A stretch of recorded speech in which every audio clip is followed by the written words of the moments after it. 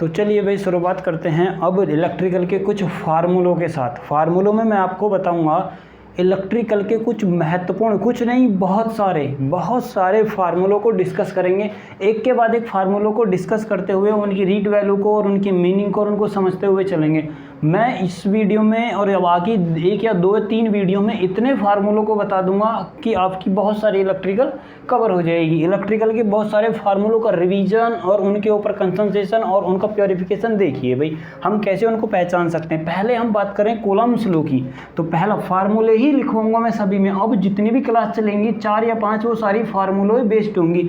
तो पहला हम बात करते हैं भाई कूलम्ब्स लॉ की। बड़े प्यार से और ध्यान से देखते हुए क्लास की तरफ चलेंगे। पहला होता है हमारे पास कूलम्ब्स लॉ। कौन सा भाई? Coulomb's law. पहला होता है हमारे भाई कूलम्ब्स लॉ। देखिए कूलम्ब्स लॉ जो होता है किन्हीं भी 2 चार्जों के बीच में हम यूज करते हैं। मान लीजिए कि मेरे पास चार्ज ये Q1 है, ये Q2 है। होता किसके लिए भाई? F के लिए। तो F बराबर होता है 1/4 पाई एप्सिलॉन नॉट और एप्सिलॉन R और इंटू Q1 और इंटू Q2 और अपॉन का R²। ये होता है मेरे पास भाई एप्सिलॉन नॉट के उसमें फोर्स के लिए फार्मूला किन्हीं भी 2 चार्जों के लिए। कूलम्ब्स का पहला लॉ किन्हीं भी 2 चार्ज के बीच में लगने वाले फोर्स को रिप्रेजेंटेशन देता है। यूनिट क्या होती है भाई? इसकी क्या होती है? न्यूटन होती है। दूसरा देखिए इलेक्ट्रिक फील्ड इंटेंसिटी एक होता है। दूसरा फार्मूला देखिए भाई electric field intensity. Electric field intensity, electric field intensity एक क्या है? वेक्टर क्वांटिटी है और मैं इसे लिख सकता हूँ F/Q। जरा आप ध्यान करिए, यदि मैं इस पार्टिकल इसमें इस पूरी इक्वेशन में यदि मैं Q का भाग दे देता हूँ, ये Q और ये Q दोनों सेम है, मैंने Q मान लिया है, ये Q1 कोई सा भी हो सकता है, तो फार्मूला बनेगा 1/4 पाई एप्सिलॉन नॉट और एप्सिलॉन R और इंटू कितना लिख सकता हूँ मैं इसको? Q और अपॉन का लिख सकता हूँ भाई इसको R²। अब जरा इसकी यूनिट लिखोगे तो ऊपर क्या लिखा हुआ है? फोर्स, नीचे क्या लिखा हुआ है? कूलम। तो मैं इसको लिख सकता हूँ न्यूटन पर कूलम। आपको यूनिट मोस्ट इंपोर्टेंट, आपको यूनिट याद करके ही चलनी है, यूनिट ही पूछ सकता है पेपर में। तीसरा फार्मूला देखिए, मैं बहुत सारे फार्मूलों को डिस्कस करूंगा, बहुत सारे फार्मूलों को। दूसरा देखिए ये मेरे पास है इलेक्ट्रिक फील्ड इंटेंसिटी और एक होता है इलेक्ट्रिक फील्ड डेंसिटी। क्या होता है भाई? इलेक्ट्रिक फील्ड डेंसिटी और एक होता है मेरे पास electric field density. Electric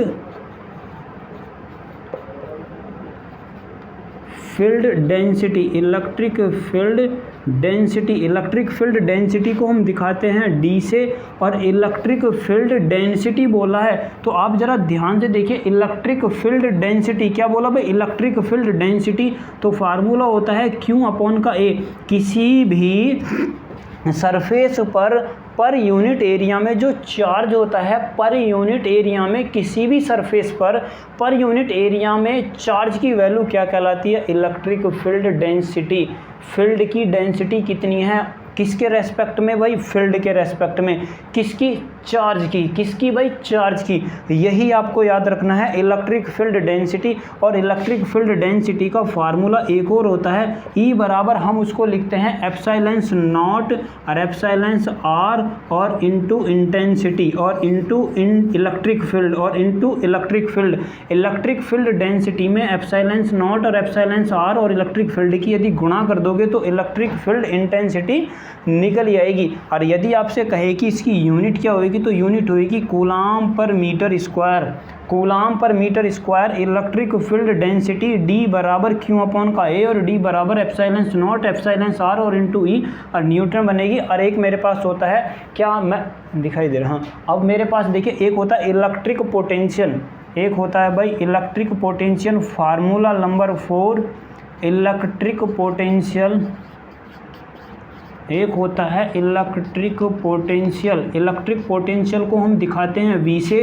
formula होता है W/Q। कितना होता है भाई? W/Q। फार्मूला यदि आप इसकी यूनिट लिखोगे तो यूनिट लिखेंगे आप जूल पर कूलाम, कितना लिखोगे भाई, जूल पर कूलाम। इलेक्ट्रिक पोटेंशियल या इलेक्ट्रिक पोटेंशियल की यूनिट एक और होती है, मैं इधर लिख रहा हूँ भाई, इलेक्ट्रिक पोटेंशियल की यूनिट होती है 1/4πε0 और εr और इंटू क्यू अपॉन का आर। ये भी आपको फार्मूला भाई याद रखना है। यहाँ पर मैंने सिर्फ आर लिखा है, ये मोस्ट इंपॉर्टेंट है, ये मोस्ट इंपॉर्टेंट है। इलेक्ट्रिक पोटेंशियल की यूनिट जो होती है 1/4πε0 और इंटू क्यू अपॉन का आर। ना ही तो क्यू डबल है ना ही आर डबल है, सिर्फ आर है, सिर्फ नॉर्मल सिंगल आर है, तो इसकी यूनिट हम लिखेंगे जूल पर कूलाम। आगे देखिए, यदि मैं कहूँ कि इलेक्ट्रिक एक होता है मेरे पास, ये तीसरा हो गया, चौथा, पांचवा देखिए फार्मूला नंबर 5। यदि पोटेंशियल ग्रांडियंट की बात कहे, किसकी बात कहे भाई, पोटेंशियल ग्रांडियंट की, तो मैं लिख सकता हूँ पोटेंशियल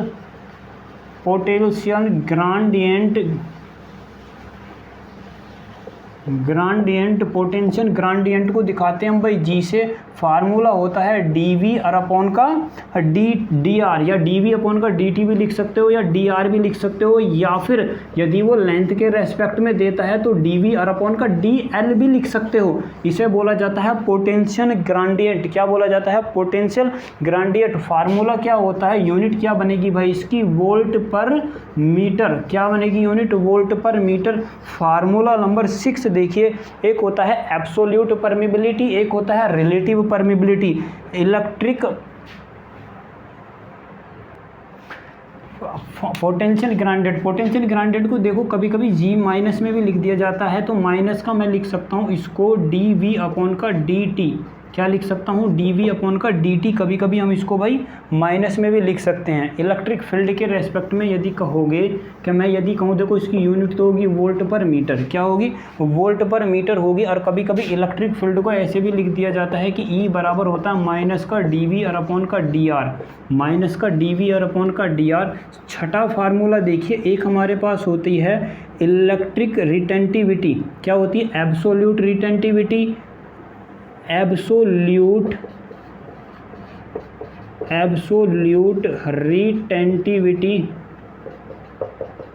रिटेंटिविटी कौन सी होती है भाई, एब्सोल्यूट रिटेंटिविटी।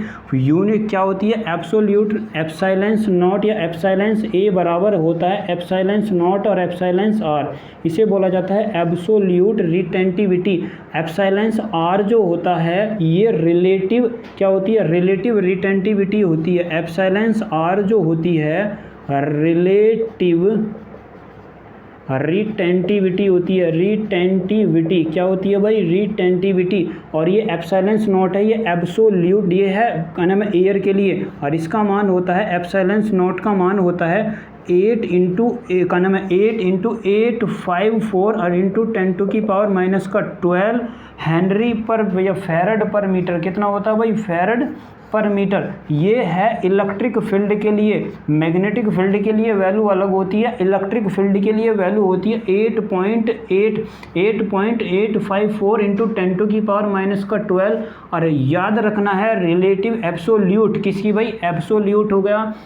और इसके लिए रिलेटिव परमिबिलिटी जो एयर की होती है, रिलेटिव परमिटिविटी एयर के लिए जो होती है एप्सिलॉन नॉट, वो होती है 8.854 इंटू 10⁻⁻12 फेरड पर मीटर। क्या होती है, फेरड पर मीटर। यदि मैं कहूँ कि रिलेटिव किसके लिए, रिलेटिव एप्सिलॉन आर बराबर कितना होता है भाई, एब्सोल्यूट परमिबिलिटी और रिलेटिव का नाम है एयर के लिए परमिटिविटी, तो दोनों यूनिट हैं, यूनिट लेस हो जाएगी। तो रिलेटिव परमिबिलिटी क्या होती है भाई, यूनिट लेस होती है। आपको एयर के लिए ये रिटेंटिविटी याद रखनी है, वैल्यू और एब्सोल्यूट परमिटिविटी याद रखनी है। दूसरा फार्मूला देखिए अगला,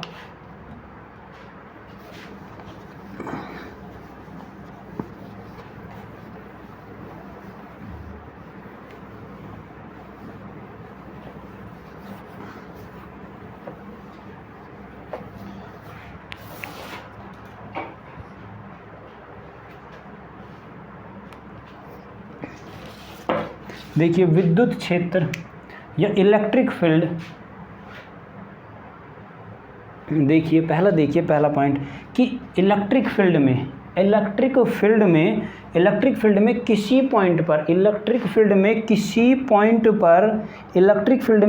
पॉइंट पर पोटेंशियल ग्रेडियंट और इलेक्ट्रिक इंटेंसिटी किसी भी पॉइंट पर लिखिए। यदि मैं कहूँ का कुछ पॉइंट लिख लीजिए, मैं पॉइंट ही लिख रहा हूँ अभी।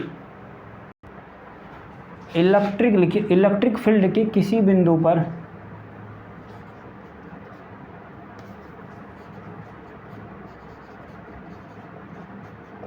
इलेक्ट्रिक फील्ड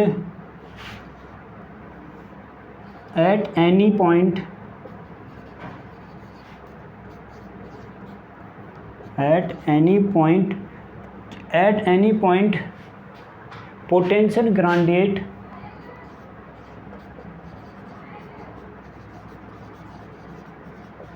पोटेंशियल ग्रेडियंट और इलेक्ट्रिक इंटेंसिटी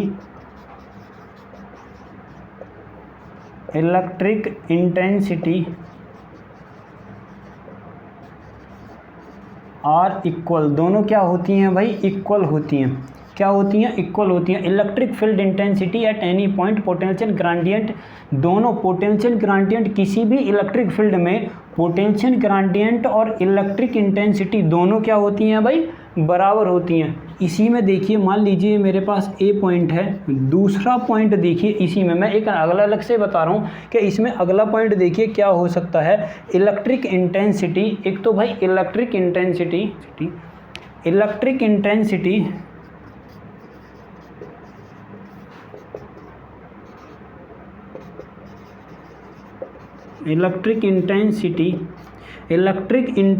और इलेक्ट्रिक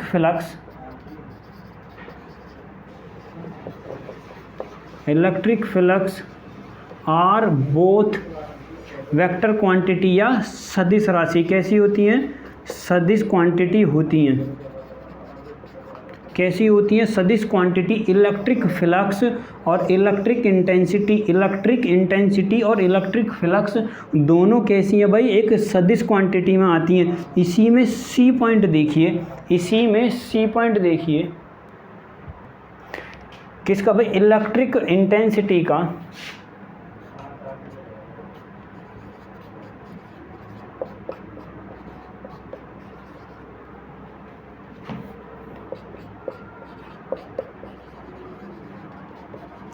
इलेक्ट्रिक इंटेंसिटी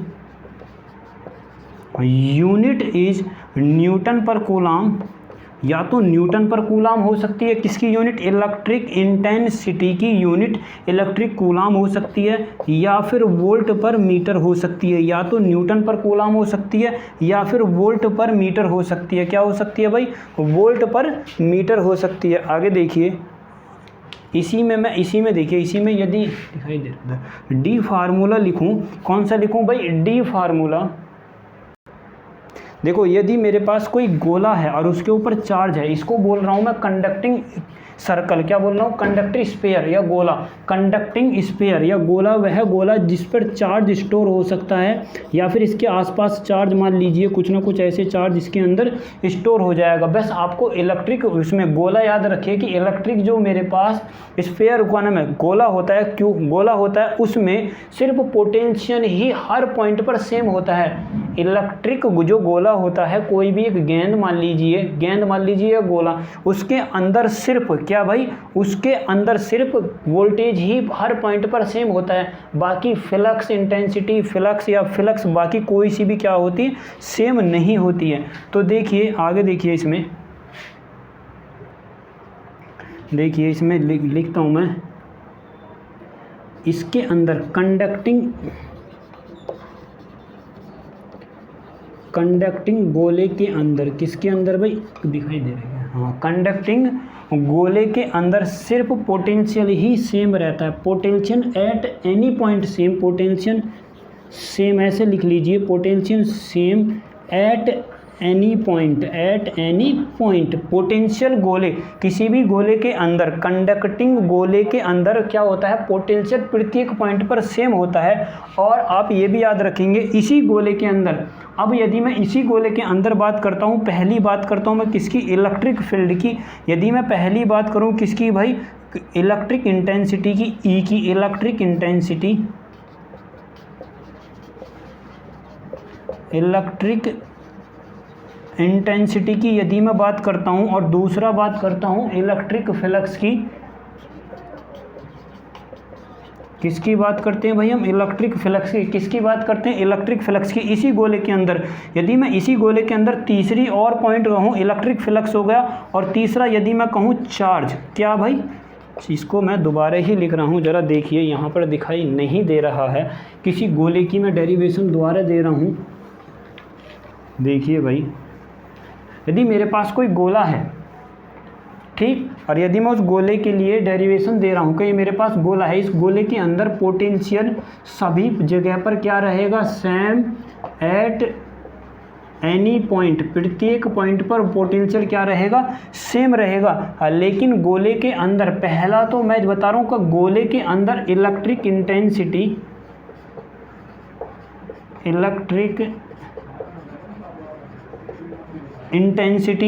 दूसरा इलेक्ट्रिक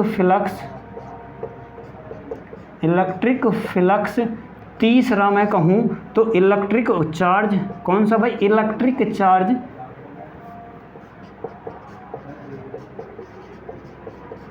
तीनों की वैल्यू जीरो होती है।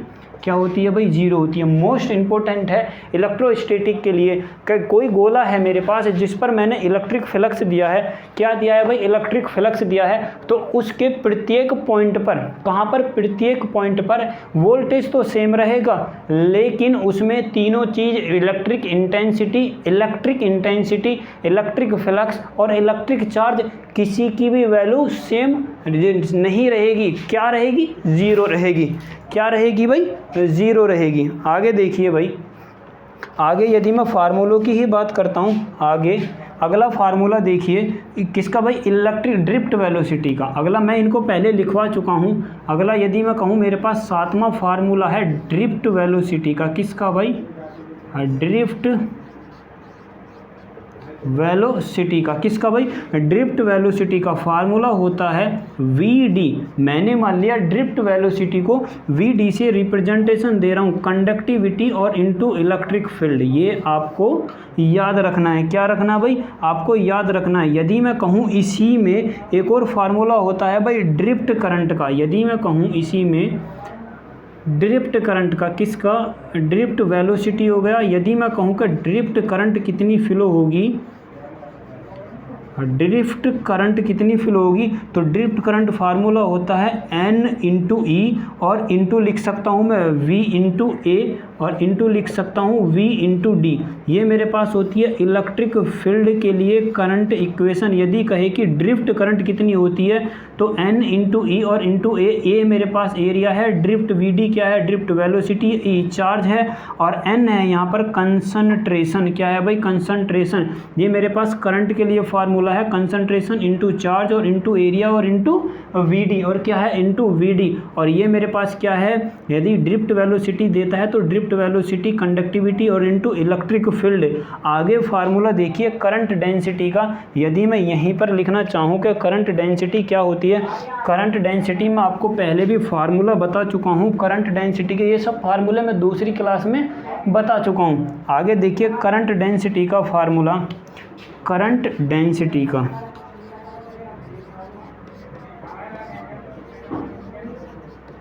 किसका भाई? करंट डेंसिटी का। जैसे कि आप जानते हैं कि किसी भी डेंसिटी निकालने के लिए उसमें एरिया से भाग दे दिया जाता, तो मैं लिख सकता हूँ J बराबर I अपॉन का A। कितना लिख सकता हूँ? J बराबर I अपॉन का A। या फिर मैं फार्मूला लिख सकता हूँ N इंटू ई और इंटू VD। इसी में देखिए N इंटू वी और इंटू डी, क्योंकि भाई एरिया को इसी में देखिए, यहीं पर यदि मैं एरिया से भाग दे दूँ तो N into V into D नहीं निकल जाएगा क्या मेरे पास? तो या फिर मैं इसको भाई इतना भी लिख सकता हूँ। जरा देखिए किसके लिए लिखा मैंने? ड्रिफ्ट वैल्यूज इसके लिए। तो N इंटू ई और इंटू कंडक्टिविटी और इंटू इलेक्ट्रिक फील्ड, ये दोनों करंट डेंसिटी के फार्मूले हैं। Concentration into electric field into mobility और इलेक्ट्रिक फील्ड। नहीं भाई ये चार्ज है। कंसंट्रेशन, इलेक्ट्रिक फील्ड, कंडक्टिविटी और इंटू इलेक्ट्रिक फील्ड।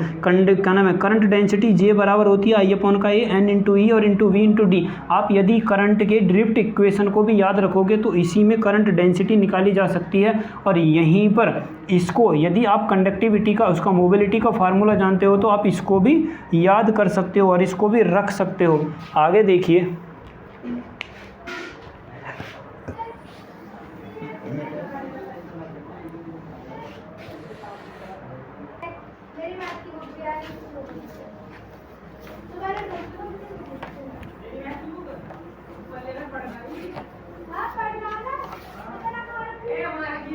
देखिए आगे अब हम बात करते हैं भाई किसकी, करंट डेंसिटी की। किसकी भाई, करंट डेंसिटी मैंने ही लिखा है जे बराबर करंट डेंसिटी का फार्मूला एक और होता है जे बराबर, मैं एक सीधा फार्मूला लगता हूँ। जे बराबर फार्मूला होता है कंडक्टिविटी और इनटू इलेक्ट्रिक फील्ड। क्या होता है, कंडक्टिविटी और इनटू इलेक्ट्रिक फील्ड। ये मैं पीछे वीडियो में बता चुका हूँ कि जे बराबर फार्मूला होता है कंडक्टिविटी इनटू इलेक्ट्रिक फील्ड। क्या होता है भाई, कंडक्टिविटी इनटू इलेक्ट्रिक फील्ड।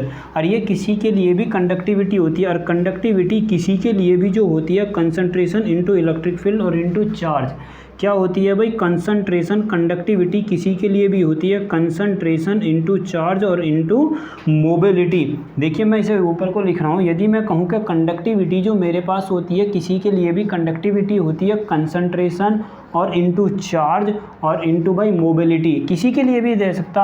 और यदि मुझे जे बराबर निकालना है तो कंडक्टिविटी और इनटू इलेक्ट्रिक फील्ड, ये फार्मूला भी आपको भाई याद रखना है। इसका मतलब मैं कह सकता हूँ कि करंट डेंसिटी प्रीपोर्शनल टू होती है किसके, कंडक्टिविटी के। करंट डेंसिटी किसके प्रीपोर्शनल टू होती है, किसके प्रीपोर्शनल टू होती है, किसके, कंडक्टिविटी के। Current density proportional to conductivity. यदि मैं कहूँ यहीं से रेसिस्टिविटी, क्या कहूँ, रेसिस्टिविटी, तो 1 का कितना लिख सकता हूँ, कंसंट्रेशन ई और इनटू कंडक्टिविटी। किसी के लिए भी कंडक्टिविटी लिखी जा सकती है, या फिर मैं कह सकता हूँ कि कंडक्टिविटी 1 का और रेसिस्टिविटी 1 का कंडक्टिविटी। ये भी भाई आपको याद रखना है, ये भी आपको याद रखना है।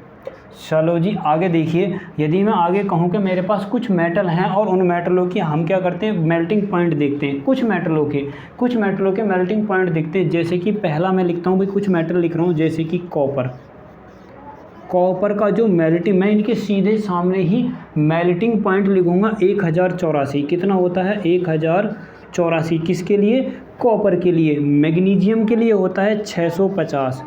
किसके लिए भाई, मैग्नीशियम के लिए होता है 650। ये आपको याद रखने में कुछ मेटल के लिखवाऊंगा, जैसे कि कॉपर का 1084, मैग्नीशियम का 650, जिंक का होता है 419, जिंक का कितना होता है 420, मेल्टिंग पॉइंट जिंक का 420। अब यदि मैं कहूँ किसके लिए भाई, एल्यूमिनियम के लिए, कि एल्यूमिनियम का मेल्टिंग पॉइंट कितना होता है, किसका भाई, एल्यूमिनियम का मेल्टिंग पॉइंट होता है 650। कितना होता है, 650। टीन के लिए होता है 237। यदि यहीं पर कहे कि टीन के लिए कितना होता है, 237 होता है। और यदि सीसा के लिए कहे, किसके लिए, लेड के लिए कहे, तो तुरंत इसका उल्टा कर देना है, कितना होता है 327। टीन और लेड का एक दूसरे के अपोजिट होता है। अब आगे देखिए, यदि मैं कहूँ यहीं पर, मैं इसको हटा रहा हूँ, आगे देखिए, मैं लेड हो गया, टीन हो गया। आगे देखिए, यदि सीसा, यदि कहता कि बताइए सिल्वर का मेल्टिंग पॉइंट कितना होता है, किसका भाई, सिल्वर का मेल्टिंग पॉइंट होता है 961। ये भी आपको याद रखना है, सिल्वर का मेल्टिंग पॉइंट कितना होता है 961।